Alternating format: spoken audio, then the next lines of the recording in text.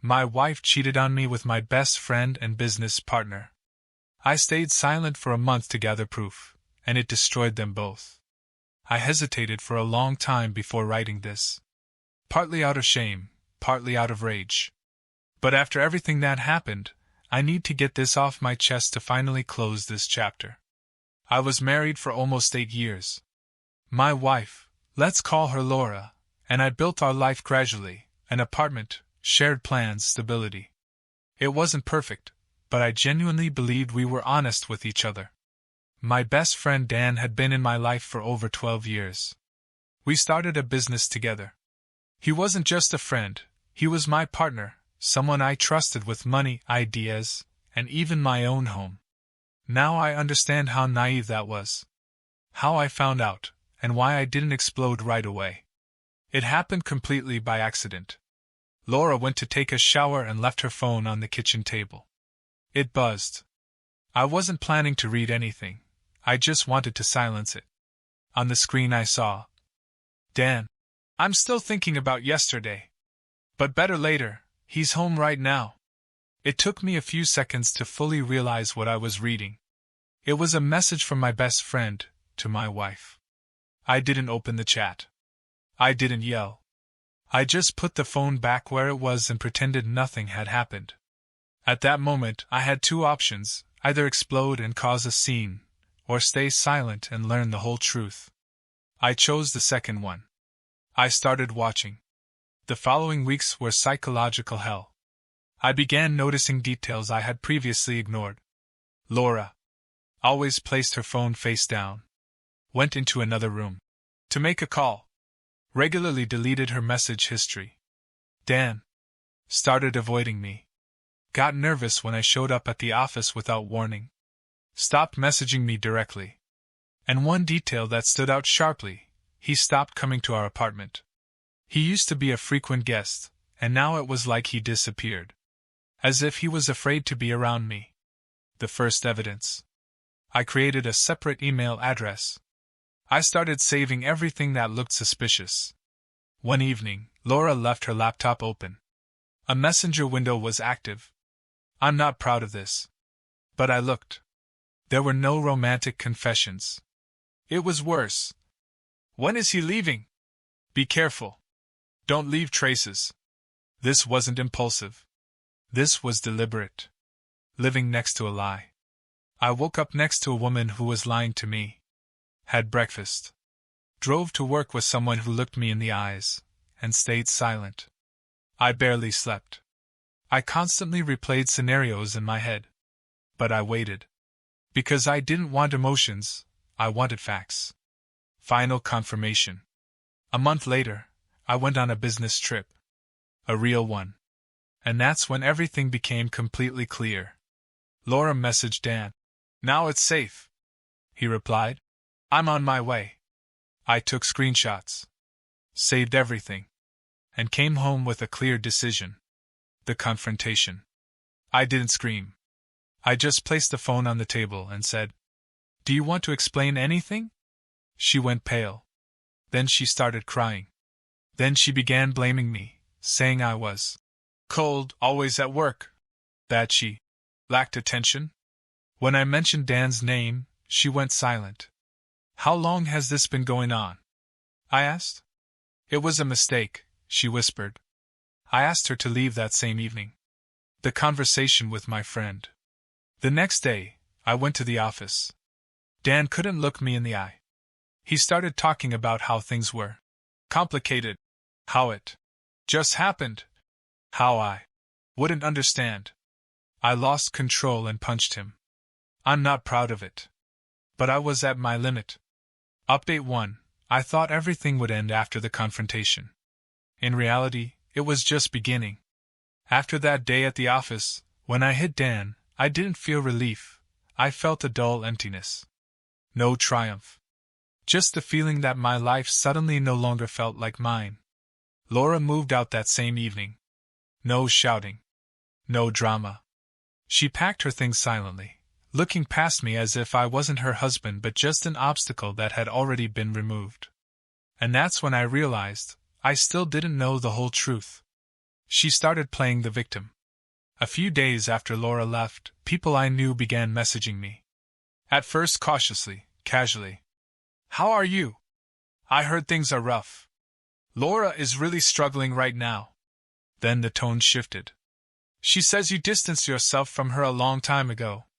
She says she felt lonely for years." I realized she was already telling her version of the story. One where the affair barely existed, and everything was just a mistake caused by emotional distance. No mention of Dan. No mention of a month of lies. No mention of the messages. She messaged me first. A week later, she wrote to me directly. No apology. No explanation. Just one message. "I didn't think you'd give up on us so easily." I reread it several times. There was no remorse in that sentence. Only accusation. "No. I'm sorry. No. I was wrong. Just, this is your fault." I didn't reply. Dan didn't disappear. He just became quieter. At work, Dan behaved strangely. He didn't avoid me completely. Instead, he acted neutral, as if nothing had happened. But I learned that behind my back he was talking to partners, hinting that I was emotionally unstable, saying that personal issues shouldn't affect business. He was preparing the ground, just in case things got worse. That's when I started documenting everything. Something in me finally broke. I stopped acting emotionally. I started acting cold. I saved all conversations, recovered deleted messages, documented dates, trips, calls. I understood, if I don't collect everything now, I'll be the one blamed later. It still hurts. I won't lie. But along with the pain came clarity. These two don't regret the betrayal. They regret getting caught. And something tells me this isn't the end. Just the first wave. Update 2. Laura tried to regain control, and I finally saw her real face. I delayed writing this update because some of what happened felt especially disgusting. Not painful, disgusting. Because that's when I fully realized, for Laura, this wasn't a mistake. It was a choice. She wanted to talk like adults. About 10 days after she moved out, Laura messaged me. "Let's meet.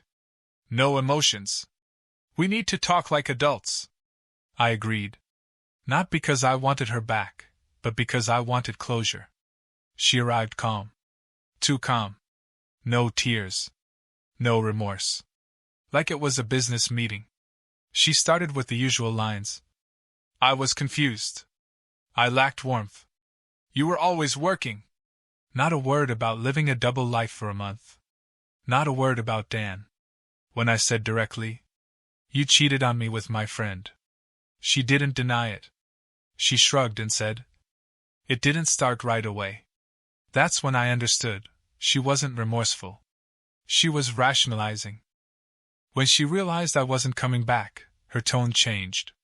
When it became clear that I wasn't giving another chance. I wasn't taking the blame. I wasn't playing. "We're both at fault." Her voice grew cold. She said a sentence after which I no longer saw her as the woman I spent 8 years with. "You understand that if this goes further, everyone will suffer. Your business too." It wasn't a request. It was a threat. She talked about reputation, partners, and things that can be presented differently. That's when I realized she wasn't afraid of divorce. She was afraid of facts. Dan started moving too. Almost at the same time, Dan tried contacting me, not as a friend, but as a partner, he suggested. Keeping personal matters out of business. Letting things cool down. Continuing as if nothing happened. In other words, he wanted me to swallow the betrayal and keep covering for him. I refused. I did what they didn't expect. I cut all informal communication. I communicated only in writing.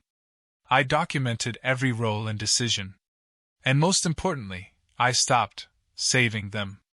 When Dan failed to meet deadlines, it showed. When Laura started contradicting herself, it became obvious. That's when both of them suddenly went quiet. I don't want to scream anymore. I don't want to prove anything. I feel cold clarity. I understood that betrayal isn't just about sex. It's about the willingness to betray again when it becomes inconvenient. And something tells me they'll make another move. This time, I'm ready. Update 3. Dan and Laura sued me, trying to take half of the business. I didn't find out about the lawsuit from them. My lawyer called me and said a sentence that made my blood run cold. A lawsuit has been filed against you. Jointly. From Laura and Dan. They demanded half the company. They claimed the business was created in the interest of the family. That Laura indirectly contributed to its development. That Dan was effectively removed from management. That my emotional state after the divorce negatively affected the business. They united, and that was the most disgusting part. In their version, I was controlling. I applied pressure. I manipulated the business. No mention of the affair. No mention of the messages. No mention of a month of lies. They thought I acted emotionally. That I documented nothing. They were wrong. I had dated conversations, legal documents, financial reports, proof Laura had no involvement, and messages showing conflicts of interest long before the breakup. At the first hearing, I saw them together. Laura avoided eye contact. Dan tried to look confident.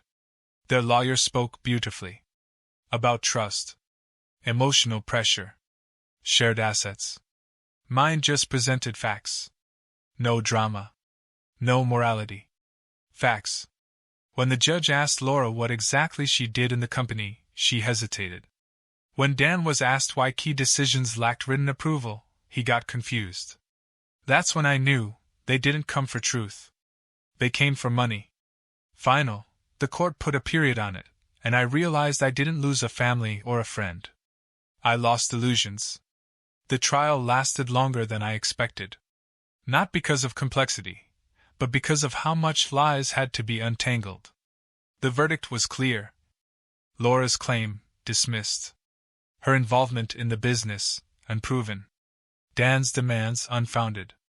The company structure remains unchanged. When Laura cried quietly and Dan stared at the floor, I understood why they wouldn't look at me. For the first time, the truth couldn't be twisted. Weeks later, Dan exited the business completely. No stake. No influence. No voice. We no longer speak. Laura tried to start a new life. I don't follow it. I don't care. I stayed with the business. With peace. And with clear boundaries. And if someone reading this thinks, maybe it's better to stay silent so it doesn't get worse. Sometimes it's already worse. You just haven't realized it yet. Truth hurts. But it doesn't betray you. This was my ending. And my beginning.